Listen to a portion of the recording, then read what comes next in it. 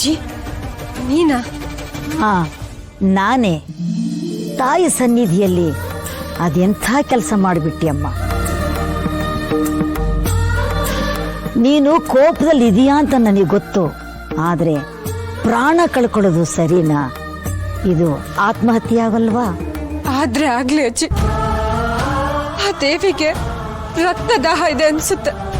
ಹಾಗೇನಾದ್ರೂ ಇದ್ರೆ ನನ್ ರಕ್ತನೇ ತಗೊಳ್ಳಿ.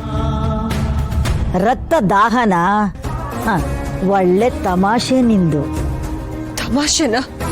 ಯಾವ್ದಜ್ಜಿ ತಮಾಷೆ?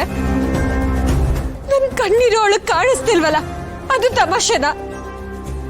ನನ್ ಮಗಳ ಕಷ್ಟ ಇವಳಿಗೆ ಗೊತ್ತಾಗ್ತಿಲ್ವಲ್ಲ, ಅದು ತಮಾಷೆನಾ? ಮಗಳೇ, ಸಮಾಧಾನ ಮಾಡ್ಕೋ. ನೀನು ಆಡಿದ ಅಷ್ಟೂ ಮಾತುಗಳನ್ನ ನಾನು ಕೇಳಿಸ್ಕೊಂಡೆ. ನಿನ್ನ ನೋವು, ಹತಾಶೆ ಎಲ್ಲ ಅರ್ಥವಾಗುತ್ತೆ ಮಗಳೇ.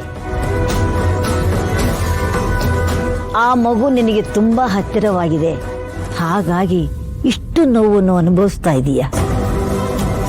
ನೀನು ಹೆತ್ತ ಕೂಸಲ್ದೇ ಇದ್ರು ನೀನು ಒಬ್ಳು ತಾಯಿ ಅಲ್ವಾ? ಆ ಮಗುಗೆ ನಿನ್ನ ಮಮತೆಯನ್ನೇ ಧಾರೆ ಎರೆದಿದ್ದೀಯ, ಹಾಗಾಗಿ ನಿನಗೆ ಸಂಕಟ ಆಗೋದು ಸಹಜನೇ. ಅಜ್ಜಿ, ಪುಟ್ ಮೇಡಮ್ ಇಲ್ದೆ ನನಗ್ ಬದುಕೋಕ್ ಆಗಲ್ಲ ಅಜ್ಜಿ. ಅವಳು ನಮ್ಮನೆ ಬೆಳಕು. ಆ ಬೆಳಕೆ ಆರೋದ್ರೆ ಇಡೀ ಮನೆಗೆ ಕತ್ಲು ಆವರಿಸ್ಕೊಳ್ಳುತ್ತೆ. ಅವಳೇ ಇಲ್ಲ ಅಂದ್ರೆ ನನ್ ಬದುಕಿದ್ದು ಏನ್ ಪ್ರಯೋಜನ ಅಜ್ಜಿ? ಹುಟ್ಟು ಸಾವು ಅನ್ನೋದು ಪ್ರಕೃತಿ ನಿಯಮ. ಅದನ್ನು ಮೀರೋದಕ್ಕೆ ಯಾರಿಂದನೂ ಸಾಧ್ಯವಿಲ್ಲ. ಇಂದು ಹುಟ್ಟಿದವರು ನಾಳೆ ಸಾಯಲೇಬೇಕಾಗುತ್ತೆ. ಸಾವು ಅಂದ ತಕ್ಷಣ ಎಲ್ಲರಿಗೂ ಭಯ ಹುಟ್ಟುತ್ತೆ.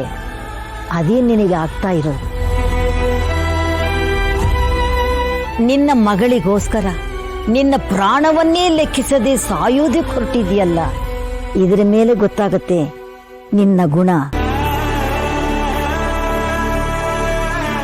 ಏನ್ ಗೊತ್ತಾದ್ರೆ ಏನ್ ಬಂತು ಅಜ್ಜಿ? ಅಲ್ಲಿ ಆ ಪುಟ್ಟ ಮಗು ಸಾವು ಬದುಕಿನ ಮಧ್ಯೆ ಹೋರಾಡ್ತಿದೆ. ಆದ್ರೆ ಅವಳನ್ನ ಉಳಿಸ್ಕೊಳ್ಳೋಕ್ ನನ್ ಕೈಲಿ ಆಗ್ತಿಲ್ವಲ್ಲ ಅಜ್ಜಿ? ದೇವಿ ಜೀವ ನೀಡ್ತಾಳೆ ಅನ್ನೋದನ್ನ ನೀನು ನಂಬ್ತೀಯಾ?